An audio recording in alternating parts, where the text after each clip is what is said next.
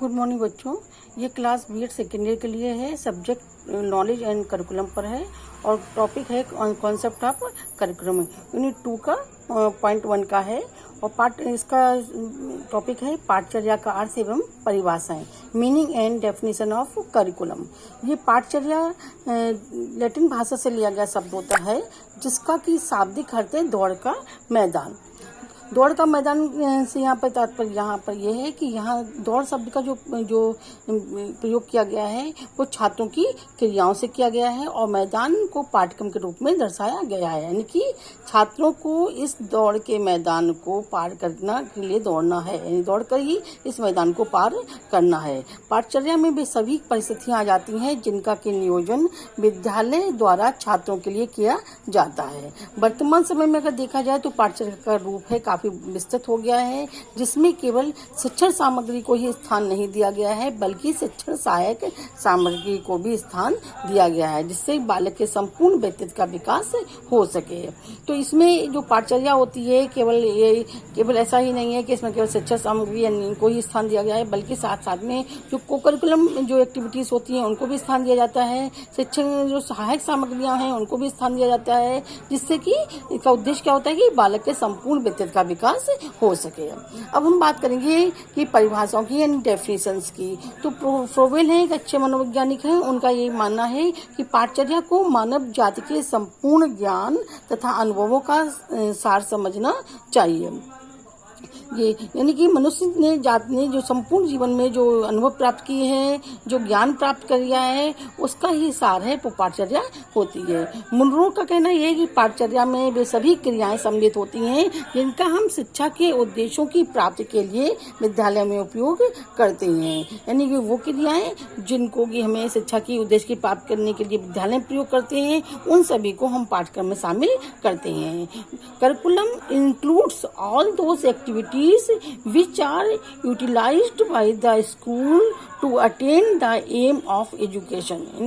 Education के M को प्राप्त करने के लिए जो भी उपयोगी हैं क्रियाएं विद्यालय में, उनको उसमें करिकुलम में वो सारी सम्मिलित की जाती हैं। पाठ्यक्रम की हम बात करेंगे हम विशेषताओं की, यानी ये पाठ्यक्रम की क्या विशेषताएं हैं। तो पाठ्यक्रम की अगर विशेषताओं पर है कैरेक्टरिस्टिक्स ऑफ करिकुलम, तो पाठ्यक्रम की अगर विशेषताओं की बात करती हैं तो हमें कुछ इसकी विशेषताएं दिखाई पड़ती हैं, जैसे कि पाठचर्या एक व्यापक संप्रदाय है। इसमें शैक्षिक उद्देश्य, पाठ्य वस्तु, शिक्षण अधिगम एवं मूल्यांकन को सम्मिलित किया जाता है। पाठचर्या के अंतर्गत क्या शैक्षिक उद्देश्य रखने हैं, कैसे कितना कंटेंट रखना है, कैसे शिक्षा अधिगम जो है प्रक्रिया है उसका प्रयोग करना है, किस तरह से मूल्यांकन करना है, इन सभी चीजों को पाठ्यक्रम में शामिल किया जाता है। दूसरा इसमें ये विशेषता ये है कि पाठचर्या है वो अध्ययन के प्रत्येक पक्ष को प्रस्तुत करती है। इसका उद्देश्य क्या होता है, ऑलराउंड डेवलपमेंट करना होता है, इसलिए अध्ययन के प्रत्येक पक्ष को इसमें शामिल किया जाता है। तीसरा है पाठचर्या अनुसंधान द्वारा संशोधित किया हुआ तथा परीक्षण किया हुआ होता है। पाठचर्या में जो छोटे-छोटे जो रिसर्च किए जाते हैं और उसके द्वारा संशोधित किया जाता है कि इस आयु वर्ग के लिए ये पाठ्यक्रम है, ये उपयोगी है, और इस तरह से उसको परीक्षण किया जाता है, तब उसको शामिल किया जाता है। ये छात्रों को अपने कौशलों, रुचियों और मूल्यों को विकसित करने के लिए पर्याप्त अवसर प्रदान करती है। पाठचर्या जो होती है वो छात्रों को ये भी अवसर देती है कि किस तरह से उन्हें अपने कौशलों का विकास कर सकते हैं, किस तरह रुचियों का विकास कर सकते हैं, किस तरह अपने मूल्यों को उन्हें विकसित कर सकते हैं। पांचवें, पाठचर्या में उन क्रियाओं को भी सम्मिलित किया जाता है जिससे बालक की शारीरिक, मानसिक, भावात्मक, सामाजिक, आध्यात्मिक एवं नैतिक पक्षों का विकास हो। पाठचर्या में क्योंकि बच्चे का ऑलराउंड डेवलपमेंट करना है, इसलिए इसमें न केवल शारीरिक विकास और बल्कि मानसिक विकास, इमोशनल जो डेवलपमेंट था उसको भी, सोशल है, स्पिरिचुअल है, मोरल है, इन सभी पक्षों को इसमें शामिल किया जाता है। अब हम बात करेंगे पाठचर्या विकास के आधार। पाठचर्या विकास के अगर हम आधारों की बात करें तो बेसिस ऑफ करिकुलम डेवलपमेंट, तो सबसे पहले इसमें आता है आदर्शवाद एवं पाठचर्या, आइडियलिज्म एंड करिकुलम। ये विचारधारा है वो शाश्वत मूल्यों और आदर्शों पर बल देती है। इस विचारधारा के अनुसार पाठचर्या में मानव जाति के अनुभवों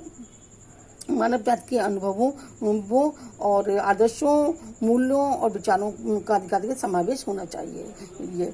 इसमें ज़्यादातर है वो जो मूल है, आदर्श है वो, और व्यक्ति के जीवन में क्या अनुभव किए हैं, किस तरह से उसके आदर्श रहे हैं, किसके विचार रहे हैं, उनका सबसे ज़्यादा इसमें समावेश माना जाता है। इस शिक्षा का जो उद्देश्य है वो क्या है, बच्चे के सर्वांगीण विकास करना है, उसमें आत्मानुभूति और सौंदर्यानुभूति विकसित करना है। यानी शिक्षा का उद्देश्य क्या है, आदर्शवाद शिक्षा का उद्देश्य सर्वांगीण विकास करना, आत्मानुभूति और सौंदर्यानुभूति। यहाँ बस आत्मानुभूति का शब्द का होता है अपने आप को समझना, यानी कि अपनी कमियों को समझना, अपनी अच्छाइयों को समझना, अपने आप से अपने की पहचान स्वयं करना। तो यहाँ पर इसलिए ये आत्मानुभूति शब्द का प्रयोग किया गया, इसको इंग्लिश में सेल्फ एक्चुअलाइजेशन भी कहते हैं। और इसी तरह से सौंदर्यानुभूति यानी दो शब्दों से मिलकर बना है सौंदर्य और अनुभूति, यानी सौंदर्य की अनुभूति को समझना। तो जो आदर्शवादी विचारधारा है उसमें शिक्षा का उद्देश्य यही रखा गया है कि सौंदर्यानुभूति हो, आत्मानुभूति हो और सर्वांगीण विकास है।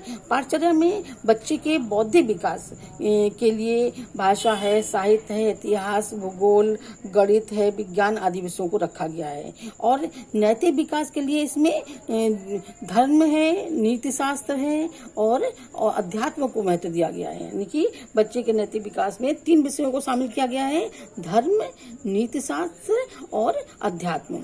कलात्मक विषय, बच्चों के कलात्मक विकास के लिए संगीत, कला, दस्तकारी और कविता को प्रमुखता दी गई है। जैसे कि मैंने पहले ही आपको बताया कि इस शिक्षा का मुख्य उद्देश्य क्या है, बच्चे का सर्वांगीण विकास करना। इसलिए पाठचर्या में बौद्धिक विकास के लिए विषयों को भी शामिल किया गया है और कलात्मक विकास के लिए भी विषयों को शामिल किया गया है, ठीक है, और नैतिक विकास के लिए भी कुछ विषयों को शामिल किया गया है। इस तरह सभी उन विषयों को शामिल किया गया है जिससे कि बच्चे का जो सर्वांगीण विकास हो सके। दूसरा इसमें आता है पाठचर्या के विकास के आधार में प्रकृतिवाद एवं पाठचर्या, नेचुरलिज्म एंड करिकुलम। तो नेचुरलिज्म में प्रकृतिवाद जो है बालक के व्यक्तित्व विकास पे बल देता है, ये स्वतंत्रता पर ज़्यादा बल देता है, बच्चे के जो पर्सनालिटी डेवलपमेंट पर ज़्यादा बल देता है। इसमें बालक के व्यक्तित्व के स्वतंत्र विकास को ही शिक्षा का उद्देश्य माना जाता है। इसके लिए वे बालक के आत्म प्रकाशन के महत्वपूर्ण मानते हैं और आत्म प्रकाशन के लिए अनियंत्रित स्वतंत्रता देने के पक्षपाती हैं, क्योंकि बच्चे के आत्म का विकास तभी होगा जब वो बिना किसी भय के, झिझक के अपने विचारों को बाहर व्यक्त कर सकेगा और विचार दूसरों की जो अभिव्यक्ति है उसकी स्वतंत्रता के लिए ही वो अनियंत्रित स्वतंत्रता के पक्षपाती होते हैं। प्रकृतिवाद के अनुसार पाठचर्या में कुछ विषय रखे गए हैं, जैसे कि व्यायाम है, दूसरा खेल कूद है, तीसरा तैराकी है और चौथा भूगोल को भी इन्होंने इम्पोर्टेंस दिया है, भूगोल रखा गया है और प्राकृतिक विज्ञान आदि इन विषयों को इसमें महत्व दिया गया है।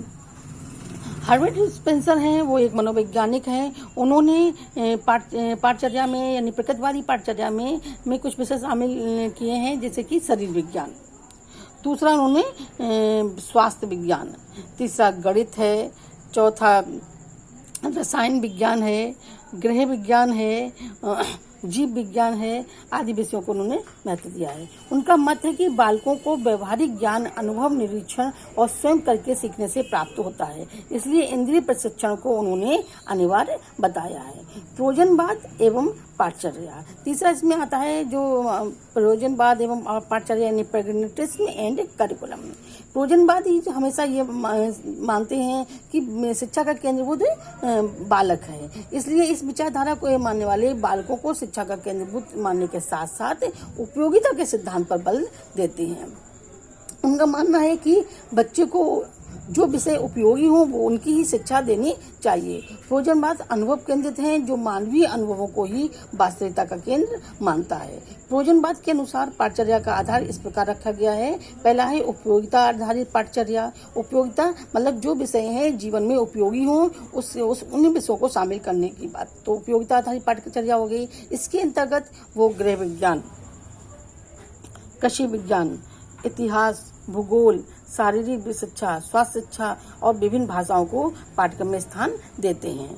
दूसरा इन्होंने रुचि आधारित पाठचर्या बताया है। रुचि आधारित पाठचर्या में जो बच्चों की रुचि पर आधारित हो, ऐसी पाठचर्या के अंतर्गत उन्होंने कलात्मक क्रियाएं, खेल, हस्तकला, ड्राइंग, पेंटिंग, नाट्यकला, संगीत, नृत्य और रचनात्मक क्रियाएं, नवीन खोजों आदि को पाठ्यक्रम में स्थान दिया है।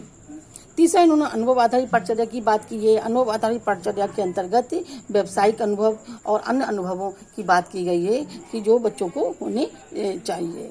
और चौथा, एकीकृत पाठचर्या। एकीकृत पाठचर्या का मतलब है सभी विषयों को इस तरह से एकीकरण करना और जिससे कि विषय हैं परस्पर संबंधित हो सके और इस तरह बच्चों को अलग ना लगे, सभी बच्चों जो विषय हैं वो एक दूसरे से कनेक्टेड हो सकें। इसको कहते हैं एकीकृत पाठचर्या। तो इसकी भी उन्होंने वकालत की है। अब चौथा इसमें आता है कि यथार्थवाद और पाठचर्या, यानी कि शिक्षा का आधार जो है वो यथार्थवाद और पाठचर्या माना गया। रियलिज्म एंड करिकुलम, यानी ये जो जो रियलिज्म की जो है पाठचर्या है, इस विचारधारा का जो जन्म है वो 17वीं शताब्दी में हुआ था। इसके अनुसार जीवन की व्यवहारिकता पर बल दिया गया, यानी कि व्यक्ति जीवन में कर क्या रहा है, व्यवहारिक जीवन में वो किन मूल्यों को पोषण कर रहा है, और तो इन सब चीज़ों को व्यवहारिक पाठ्यक्रम में स्थान दिया गया है। इसमें उन क्रियाओं पर बल दिया गया है जिसके द्वारा जीवन की वास्तविक परिस्थितियों का ज्ञान प्राप्त हो सके।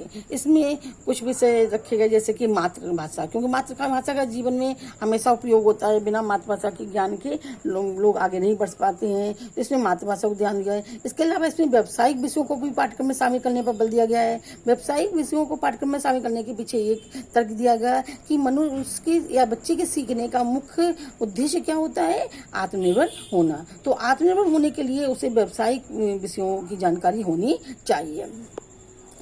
अब हम बात करेंगे कि पाठचर्या की आवश्यकता और महत्व, यानी कि need and importance of curriculum. इसमें अगर देखा जाए तो पाठचर्या की आवश्यकता किन किन कारणों से होती है या उनका क्यों महत्व है पाठचर्या का, उसमें सबसे पहले देखें तो शैक्षिक उद्देश्यों की प्राप्ति के लिए। शैक्षिक उद्देश्य है उनकी प्राप्ति ही शिक्षा का उद्देश्य माना गया है, और उन उद्देश्यों की प्राप्ति है बिना पाठ्यक्रम के संभव नहीं है। बिना पाठ्यक्रम के क्या पढ़ाना है, किस तरह से आगे बढ़ना है, इसकी गाइडेंस प्राप्त नहीं होगी तो शिक्षा है वो अस्त व्यस्त हो जाएगी, कहीं पे जाएगी। क्या हमें देना है ज्ञान, क्या नहीं देना है, उसके बारे में जानकारी के लिए पाठ्यक्रम की आवश्यकता को अनुभव किया गया है। दूसरा है शिक्षा सामग्री के निर्धारण होती है। हर शिक्षा को आगे बढ़ाने के लिए ये शिक्षा सामग्री की आवश्यकता होती है। हर स्तर के बच्चों की शिक्षा के लिए अलग अलग शिक्षा सामग्री का प्रयोग किया जाता है। तो इसके लिए किस शिक्षा सामग्री का प्रयोग किस स्तर के बच्चों के लिए किया जाए, इसके लिए भी पाठ्यक्रम की आवश्यकता अनुभव की गई। तीसरा है शिक्षण विधियों के निर्धारण के लिए। शिक्षण विधियां कई होती हैं, लेकिन हर आयु और स्तर के बच्चों के लिए अलग अलग विधियों का प्रयोग किया जाता है। जैसे कि प्राथमिक स्तर पर हमें इंद्रियों का प्रशिक्षण देना है, तो इंद्रियों का प्रशिक्षण देने के लिए लर्निंग बाय डूइंग, यानी करके सीखने पर बल दिया जाता है। और जो बड़ी क्लासेस के लिए हम लोग लेक्चर मेथड का प्रयोग करती हैं। प्रोजेक्ट मेथड के लिए माध्यमिक कक्षाओं के लिए ज़्यादा किया जाता है, क्योंकि उसके लिए अलग अलग स्तर के बच्चों के लिए अलग अलग शिक्षा विधियों का प्रयोग किया जाता है। तो इसके लिए कि किस स्तर के बच्चों की शिक्षा है उसके आधार पर ही शिक्षण विधियों का चुनाव किया जाता है। तो इसके लिए भी पाठ्यक्रम की आवश्यकता को अनुभव किया गया है। तीसरा है शिक्षण स्तर के निर्धारण के लिए। तो ऐसा तो संभव है नहीं कि प्राथमिक स्तर के बच्चे को ही वही ज्ञान दे दिया जाए जो डिग्री कॉलेज के बच्चों को दिया जाएगा। तो सबके हर स्तर के बच्चे के लिए ज्ञान का निर्धारण भी अलग प्रकार से करना होता है, और ये उनके स्तर के अनुसार करना पड़ता है। कितनी शिक्षण सामग्री को, कितने कंटेंट को हमें प्राथमिक स्तर पर देना है, कितने कंटेंट को हमें माध्यमिक स्तर पर देना है, कितने कंटेंट को हमें विश्वविद्यालय स्तर पर देना है, इस सब का निर्धारण करने के लिए भी पाठ्यक्रम की आवश्यकता अनुभव की गई है। नेक्स्ट बालकों के चरित्र निर्माण में सहायक है। तो ये जो है वो पाठचर्या है वो बालकों के चरित्र निर्माण में भी सहायक होती है। ये हमें बताती है कि कौन सी आयु ऐसी होती है जिसमें कि बच्चों का जो है वो डेवलपमेंट है, मानसिक विकास है ज़्यादा अच्छी तरह से होता है, किस तरह के जो इमोशंस हैं वो डेवलप स्थिति में होती हैं। तो बालकों के चरित्र निर्माण में भी ये पाठचर्या है सहायता करती है। नेक्स्ट आता है शारीरिक व्यक्तित्व विकास के लिए लिए पाठ्यचर्या की आवश्यकता है शारीरिक व्यक्तित्व विकास के लिए भी महसूस की जाती है कि बच्चे का जो शारीरिक ग्रोथ है किस आयु में ज़्यादा होना है, कहाँ तक होता है, और उसके बाद में धीरे धीरे उसकी पर्सनालिटी किस तरह से विकसित होती है। पर्सनालिटी को विकसित करने के लिए किन किन चीज़ों की आवश्यकता होती है, किस किस ज्ञान की आवश्यकता होती है, बढ़ती आयु के साथ में क्या क्या अवस्थाएं बदल जाती हैं, क्या क्या समस्याएं बदल जाती हैं, ये सब चीज़ें हैं वो शारीरिक और व्यक्तित्व विकास के लिए भी हमें पाठ्यचर्या की आवश्यकता अनुभव होती है। नेक्स्ट आता है समय और शक्ति के सदुपयोग के लिए। जो पाठ्यचर्या क्या है, एक प्रकार का लिखित दस्तावेज होता है जिसके जो हमें ये गाइड करता है कि हमें किस क्षेत्र में किस आगे बढ़ना है। इससे शिक्षकों का समय है और शक्ति है उसका सदुपयोग होता है, वो इधर उधर की बात कम करती हैं, वो पाठ्यचर्या के साथ ही आगे बढ़ते जाती हैं। इस तरह समय और शक्ति के सदुपयोग के लिए भी पाठ्यचर्या की आवश्यकता को अनुभव किया गया। नेक्स्ट आता है पाठ्य पुस्तकों की रचना का आधार। जितनी भी पाठ्य पुस्तकों का निर्माण होता है वो केवल पाठ्यक्रम के आधार पर ही होता है। पाठ्यक्रम ही वो गाइडलाइन है जिसके आधार पर जो ऑथर है वो आगे बढ़ता है और बच्चों को उस स्तर की पाठ्य सामग्री को उपलब्ध करा पाता है। इसलिए पाठ्य पुस्तकों की रचना का आधार भी ये पाठ्यचर्या ही मानी जाती है।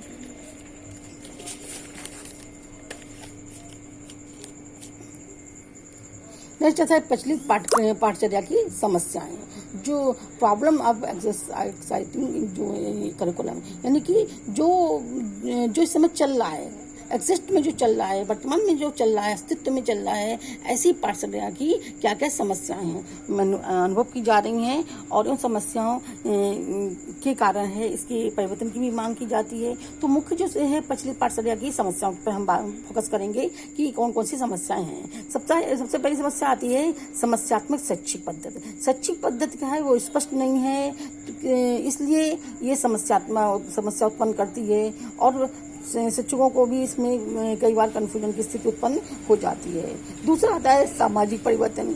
सामाजिक परिवर्तन समाज का आधार होता है, सामाजिक परिवर्तन होता ही रहता है। शिक्षा को भी उसी परिवर्तन के आधार पर अपने आप को बदलना पड़ता है। तो जैसे जैसे सामाजिक परिवर्तन होता है शिक्षा को भी उसी आधार पर बदलना है। तो शिक्षा है वो परिवर्तन से स्थिति में रहती है, ये भी एक समस्या है। सामाजिक परिवर्तन होगा, शिक्षा भी बदलेगी और शिक्षा भी बदलेगी, तो इस तरह से शिक्षा का जो स्थिर रूप है वो नहीं रह पाता है। तो बदलते समाज के साथ में शिक्षा को भी बदलना पड़ता है। इसलिए जो ऐसी स्थिति में कैसे पाठ्यचर्या का निर्माण किया जाए जिससे कि जो समाज की मांग भी पूरी हो जाए और शिक्षा का भी अपना स्तर जो है बना रहे। तो ये भी एक समस्या उत्पन्न होती है। तीसरा संकुचित स्वरूप है। पाठ्यचर्या में हमेशा एक शिक्षा का संकुचित स्वरूप दिया जाता है, इतना है, क्योंकि बच्चे के सर्वांगीण विकास के लिए बहुत सी ऐसी क्रियाएं भी करवानी पड़ती हैं जो कि समय की मांग के अनुसार होती हैं, लेकिन पाठ्यचर्या का हिस्सा नहीं होती हैं। इसलिए जो संकुचित स्वरूप भी होता है, प्रचलित जो पाठ्यचर्या है वो संकुचित रूप में होती है, ये भी एक प्रकार का की समस्या है। फिर व्यवहारिकता की अवहेलना। पाठ्यचर्या में हमेशा व्यवहारिकता की अवहेलना की जाती है। जो व्यवहारिक जीवन में क्या है, कैसी स्थितियों में लोग जीवन जी रहे हैं, किस हिसाब से व्यवहारिक समस्याओं का समाधान करना है, उसकी अवहेलना की जाती है। तो यहाँ पर एक समस्या ये भी उत्पन्न हो जाती है कि पाठ्यचर्या है वो किस तरह से व्यवहारिक जीवन में उपयोगी बनाई जाए। नेक्स्ट है लोकतंत्रात्मकता की अवहेलना। पाठ्यचर्या में लोकतंत्र के मूल्यों की भी अवहेलना की जाती है। वो इसलिए भी लोकतंत्र के मूल्यों को भी पूरा नहीं करती है। समाज की राजनीतिक स्थितियाँ अलग होती हैं, सामाजिक स्थितियाँ अलग होती हैं, लोकतंत्र की मांग अपनी अलग होती है। इस तरह लोकतांत्रिक जो मूल्य हैं उनकी अवहेलना भी पाठ्यचर्या का एक हिस्सा बन जाती है। नेक्स्ट है कि चारित्रिक शिक्षा का अभाव। पाठ्यचर्या में चारित्रिक शिक्षा का अभाव है। चारित्रिक शिक्षा नहीं दी जाती है, जैसे आने वाले समय में बच्चे हैं वो संस्कारी नहीं बन पा रहे हैं और उनमें नैतिक मूल्यों का हनन हो रहा है, वो जो बुराइयों की ओर निकल जाती हैं। इसलिए चारित्रिक शिक्षा को भी है वो महत्वपूर्ण माना जा रहा है। तो लेकिन प्रचलित पाठ्यचर्या में चारित्रिक शिक्षा का अभाव हो रहा है। नेक्स्ट आता है परीक्षा का महत्व। वर्तमान समय में परीक्षा का महत्व दिनों दिन बढ़ता जा रहा है और इसलिए बच्चे हैं पूरा पाठ्यक्रम पढ़ने के आधार पर सिलेक्टेड पाठ्यक्रम पढ़ते हैं ताकि वो परीक्षा में अच्छे नंबर ले आएँ। तो इससे क्या है, उनको जो ज्ञान के लिए पाठ्यक्रम का निर्धारण किया जाता है वो पूरा नहीं किया हो पाता है और उनका वो ज्ञान भी अधूरा रह जाता है। नेक्स्ट आता है विषयों की अधिकता। कई विषय होते हैं, उन विषयों की अधिकता के कारण भी बच्चे पूरा फोकस करके किसी एक विषय की विशेषज्ञता को अर्जित नहीं कर पाते हैं। इससे उनको ज्ञान है वो उनका जो है वो पूरा नहीं संपूर्ण नहीं हो पाता है, और ये भी एक कारण माना जाता है जो वर्तमान पाठचर्या की समस्या है। अब हम बात करेंगे पाठचर्या में सुधार के लिए सामान्य सुझाव, general suggestion for improving the curriculum. तो इसमें अगर हम बात करें प्राथमिक सुझाव के लिए, तो प्राथमिक स्तर की पाठचर्या शिक्षक की देखरेख में बाल केंद्रित शिक्षा को बढ़ावा देने वाली होनी चाहिए। हमारे यहाँ प्राथमिक शिक्षा को सबसे अधिक महत्वपूर्ण शिक्षा माना जाता है, तो प्राथमिक शिक्षा की जो पाठचर्या है वो हमेशा शिक्षक की देखरेख में होनी चाहिए, क्योंकि इसमें प्राथमिक पाठचर्या में बच्चों के मूल्यों को बिल्ड किया जाता है, बच्चों के हैबिट्स को बिल्ड किया जाता है। इसलिए इस समय ये बहुत जरूरी है कि शिक्षक की देखरेख में इस पाठचर्या का निर्माण किया जाए। दूसरा है पाठचर्या में बालकों की रुचि, योग्यता और बौद्धिक स्तर के अनुसार विषयों और पाठ्य वस्तु को स्थान मिलना चाहिए। पाठचर्या में बच्चे क्या किस चीज में रुचि ले रहे हैं, कौन सी उनकी योग्यता है, उनका बौद्धिक स्तर क्या है, इस आधार पर ही जो पाठ्यक्रम का कंटेंट है वो निर्धारित होना चाहिए। तीसरा है पाठचर्या की विषय वस्तु तथा विषय एक दूसरे से सहसंबंधित होने चाहिए। तो पाठचर्या की जो भी विषय हैं और विषय वस्तु हैं उनका अंतर संबंधित होने चाहिए, और ऐसा नहीं होना चाहिए कि वो एक दूसरे से अलग ही प्रतीत हों। चौथा है पाठचर्या निर्माण का कार्य है वो शिक्षाविदों, शिक्षक, विषय विशेषज्ञों और संबंधित क्षेत्र के शिक्षकों को देना चाहिए। पाठचर्या कई बार ऐसे लोग भी बना देती हैं जिनका शिक्षा से कोई ज़्यादा लेना देना नहीं होता है, इसलिए वो उन व्यवहारिक समस्याओं को नहीं समझ पाते हैं जो कि वास्तविक शिक्षण के दौरान होती हैं। तो इसके लिए ये जरूरी है कि जो भी पाठचर्या निर्माण का काम किया जाए वो शिक्षाविदों और विषय विशेषज्ञों और संबंधित क्षेत्र के शिक्षकों को देना चाहिए। संबंधित क्षेत्र से यहाँ पर मतलब ये है कि अगर वो डिग्री स्तर के लिए पाठचर्या का निर्माण हो रहा है तो डिग्री स्तर के शिक्षकों को इसमें स्थान देना चाहिए, माध्यमिक स्तर के लिए पाठचर्या का निर्माण हो रहा है तो माध्यमिक शिक्षकों को, और प्राथमिक स्तर के शिक्षकों के लिए प्राथमिक स्तर के लिए जो पाठचर्या का निर्माण हो रहा है तो प्राथमिक शिक्षकों को इस क्षेत्र में स्थान देना चाहिए। नेक्स्ट आता है कि पाठचर्या में पाठ्य सहगामी क्रियाओं का भी समावेश करना चाहिए। केवल पाठ्यक्रम के माध्यम से ही बच्चों का सर्वांगीण विकास नहीं हो सकता है, इसमें को करिकुलम एक्टिविटी यानी सहगामी क्रियाओं का भी विशेष रोल होता है। इसलिए पाठचर्या में सहगामी क्रियाओं को भी समावेश करना चाहिए। नेक्स्ट आता है पाठचर्या में अनुसंधान को भी विशेष स्थान दिया जाना चाहिए। अनुसंधान में को भी स्थान देने से क्या होता है, ये छोटे छोटे जो खोजों में बच्चों का स्थान रखता है, इससे उनका तकनीकी ज्ञान भी विकसित होता है, साथ साथ उनका वैज्ञानिक जो है दृष्टिकोण बनता है। इसलिए पाठचर्या में अनुसंधान को विशेष स्थान देना चाहिए। नेक्स्ट आता है पाठचर्या में समय समय पर परिवर्तन करते रहना चाहिए तथा अनुपयोगी और जीवन से असंबंधित तत्वों को हटा देना चाहिए। पाठचर्या को इस तरह ही नहीं रखना चाहिए कि हमेशा एक बार पाठचर्या बन गई वो हमेशा रहे, अगर उसको समय समय पर थोड़ा थोड़ा परिवर्तित करना चाहिए, क्योंकि एक तो हमारी सोसाइटी है वो भी परिवर्तनशील होती है, उसमें भी मूल्यों में धीरे धीरे परिवर्तन आ जाता है। दूसरी साथ साथ में और बहुत सी चीज़ें ऐसी होती हैं जो जीवन के लिए उपयोगी नहीं है, और ऐसी चीज़ों को पढ़ने से कुछ फ़ायदा नहीं होता है, क्योंकि पढ़ने के लिए समझने के लिए कुछ बहुत सी नई चीज़ें भी जुड़ जाती हैं। इसलिए जो अनुपयोगी लग रही हैं, जो जीवन से असंबंधित लग रही हैं, ऐसे तत्वों को भी पाठचर्या से हटा देना चाहिए। नेक्स्ट आता है पाठचर्या में अधिक से अधिक तकनीकी और व्यवसायिक विषयों को स्थान देना चाहिए, क्योंकि अगर हमें आत्मनिर्भर भारत बनाना है तो अधिक तकनीकी ज्ञान की आवश्यकता होगी और व्यावसायिक विषयों को स्थान देना ही पड़ेगा। धन्यवाद बच्चों, please like and subscribe my YouTube channel. धन्यवाद।